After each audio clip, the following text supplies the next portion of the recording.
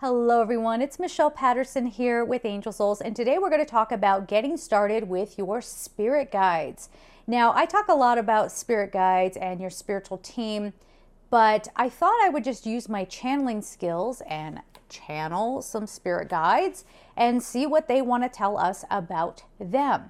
Now, typically I tell everybody, okay, your spirit guides are fourth dimensional beings, but they're kind of like a little closer to fifth dimension, so they're pretty evolved. They're probably a part of your soul family that stayed in the non-physical to help guide you.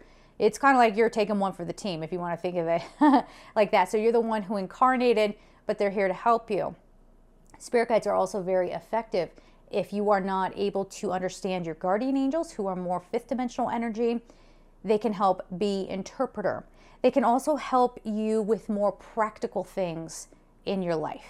Okay, so having said all that, let me just get right into it. So let me hold this up so I can look at you and look at this.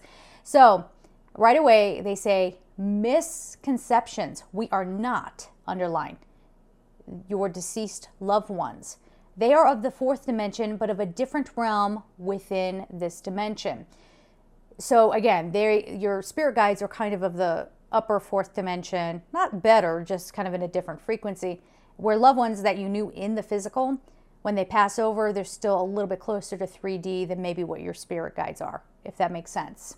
Okay, a soul that knew you in 3D, third dimension, will need recovery time and planning on their own next journey. I say that all the time. I've brought that message through to you guys before. For in this case, you may not be of the same soul family, but chose to attend school together, right? So it's just basically all the kids going off to school, all the people who decided to incarnate.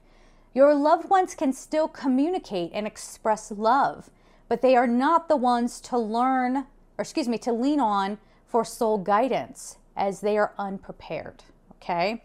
So I love that they're giving this, and they're really kind of, just making it very, very clear. Now, I've said this to people before, and they get very upset about it. And they're like, no, my grandmother is my angel. My grandmother is my spirit guide, or whatever. I mean, you believe whatever you want to believe, but just be prepared.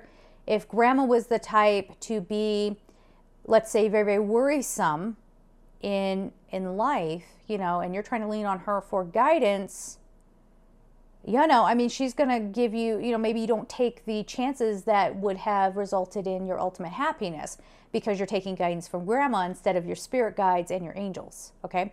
And I will be addressing angels in a whole separate video, so fear not on that.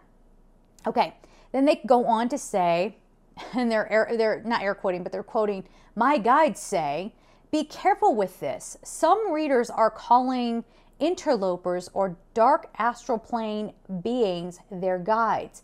Schizophrenia is often attachments. Some are in low vibration, and so their guides are not guides at all. And we'll find where people will do this. A lot of readers will say, well, I'm going to give you a reading, I'm going to listen to my guides. And when I give an angelic reading, I basically let people know it's essentially your guardian angels are talking to my guardian angels. I also get messages from archangels for you, and it's coming through my higher self. So there's a chain of things that are coming in, and depending on how open I'm feeling that day, sometimes it's just directly from the angels. Most of the time it's directly from the angels, but sometimes I need to have that little filter so I know how to take that feeling and interpret it into a way that will make sense to a fellow human, right? But I've heard these guides these readers who will say, my guides say this, my guides say that. I have a perfect example of this. There was a fellow reader who was of dark energy, okay, came at me when I first started Angel Souls, and he said, my guide said this was the ultimate betrayal. And I started laughing. And this is terrible, but I started laughing because I'm like, these are not guides. These are not, I saw a giant reptile. And I'm like, really, that's your guide? Okay, that's who you're listening to? Okay. And even my own angels were holding me back and trying to protect me from him, because he's working on a very, very dark plane. But you'll often hear people say, my guides say this, my guides say that. Well, why? Just ask yourself this, why are their guides talking about you? Okay. Again, as I've explained, my angels talk to your angels, and then, I get the messages. But I don't often hear people say that. They just say, my guides, my guides, my guides. Careful with that. Make sure that they aren't just listening to what their guides are perceiving of you, but that they are actually, there's some communication between everyone's spirit guide. Does that make sense? I hope so. Okay, let's continue on. Where were we? Oh, you will know this when people say guides, to use this against you, to gaslight, as you say, or manipulate. So we kind of got into that as well, where people try to act like they're so like holier than thou. Well, my guides say. Those are the people that they're cautioning you against. And spirit guides are probably the easiest for interlopers, these interloping beings, to imitate. It's a little bit harder for them to imitate an angel unless you're really in a low frequency and you don't know the difference between like an angel and just a not just a fourth dimensional being, but a fourth dimensional being, right? If you don't know the difference, spirit guides, because they're closer to us, they can be a little easier for beings to imitate. Yeah? Okay, so just be careful with that. This book is squeaky. Do you hear? Sorry about it. All right. These low frequencies know how to manipulate a grieving heart and will interfere with free will to see details of a person's life. Okay, see, they're peeking into your life and you didn't give permission for that. That's not acceptable. So yes, something real is happening, but it is not pure.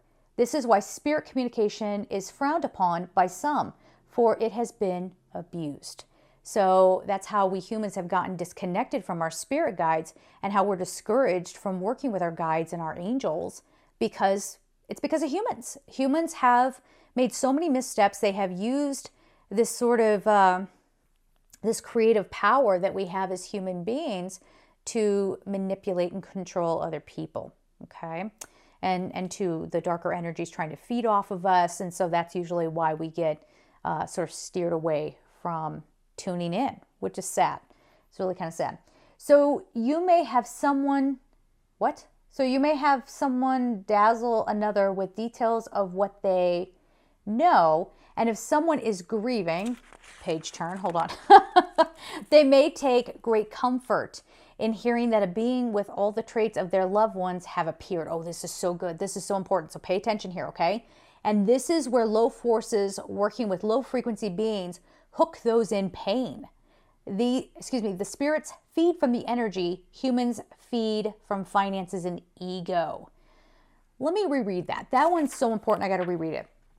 So you may have someone dazzle another with details of what they know.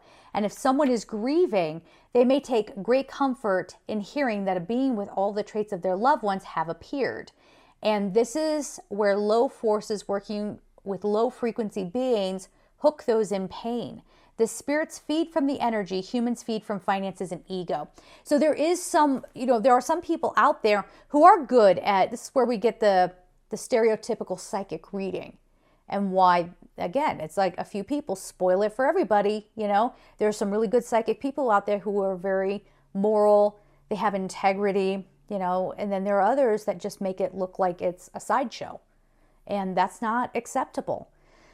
I remember I was watching this one person who, describes themselves as a psychic, and I had my feelings about this person from the word go. But there was a certain situation, I don't want to explain it too much because I feel like that person still watches my videos, but whatever. And this person jumped in. There was somebody who was grieving, and they wanted a reading, and I felt the angels go, no, because we'll talk about this more in the angel video, perhaps. Maybe it's more appropriate there. But sometimes it's not good for you. As much as you want to like grab onto that person again, sometimes it's not in your best interest, and sometimes it's not in the best interest of the soul. So that's why the angels don't always just give in. Well, this person used their psychic abilities, tuned into this woman's frequency, and could see her father, and could see I know these tricks. I know them backwards and forwards. I've seen people do it so often in this industry. But anyway, I'll go off. But anyway, so she starts describing what her father would usually wear. And this woman is like, she was just so hungry and in so much pain. that this woman mentions a certain pattern on a shirt. And this woman immediately was like, oh my gosh, that's my dad. It's not your dad. It's not your dad. She's just she's conjuring. Okay, that's really essentially what's going on here. Conjuring up an image. And then there could even be some work on the other side of a being coming forward and trying to pose as her father. It gets tricky and it gets messy. And this is why I encourage people to be so careful about who you go to for a reading. And this woman, ultimately, the one who was grieving, she walks away thinking that she just talked to her father. And people may argue, well, that's okay because she's healed. No, she's not. She's not. Some other foreign energy just got into her, and it's unacceptable. And she did not talk to her father. She had been fooled, essentially. And what ended up happening for the reader, she looked mighty impressive, right? Isn't that so amazing? And I'm sitting there witnessing this and not even knowing what to say, okay? There are still people out there. I took a poll a long time ago asking people what kind of readings they want. There's so many people out there who still just don't get it. They don't care. They want people like that other person. Just dazzle me. Just distract me. Just numb me with what I want to hear. You're not going to get better. You're not going to stop grieving if you go down that road. Okay? Here we go, back to the book.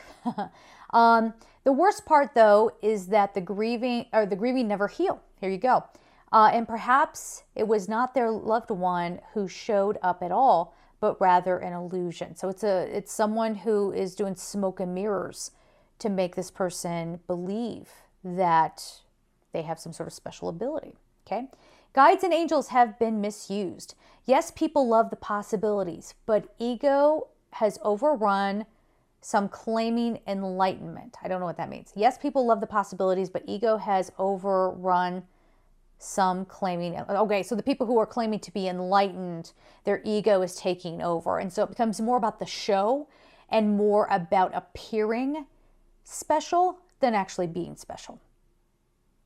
Con artists, okay? And I don't like it when I get shoved into that same category, as you might imagine. These are feeder souls. I've told you guys, have I not said that? If you've watched me for a long time, you know I talk about that all the time. These are feeder souls, and they are among you. Divination tools are not to be toyed with.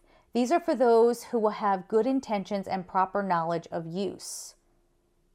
Oh, book with board in it. Oh, they were referencing, there's this book that I have. I was just reading it the other day. And it has this, it's all about being psychic. And they have this section in there about angels. So I'm reading about angels. And then I'm flipping through and they have this giant picture of, I'm not even going to say the full word, but of a board that becomes very popular around Halloween. Do not mess with the spirits, okay? Don't do it. That's the equivalent of somebody coming up and getting in your face and just tormenting you. Don't do it, okay? And if you don't want to listen to me, then you'll learn the hard way, I suppose.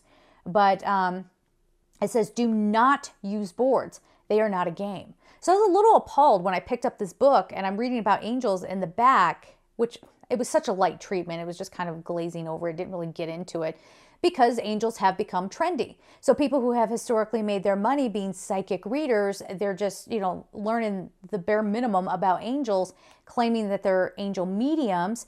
Be very, very careful with people who are like psychic reader, tarot reader, comma, angel medium. I just saw somebody the other day and I know this person and I was like, you're not an angel medium. There's not many of us on this earth at this time, so don't try me, okay? Like, you're not an angel medium, but she has it in her title. So be very, very careful with that. This says, do not use the boards. Okay. Do not feed, when I'm channeling, I cannot read my own handwriting. You do not need fancy tools to connect, though earth substances can make these easier for you. So let's talk quickly about how do you connect and get to know your spirit guide.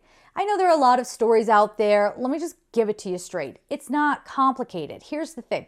You have already been guided by your spirit guides. You just may not have known it. So one of the most effective ways to just get started is to cleanse and detoxify your energy.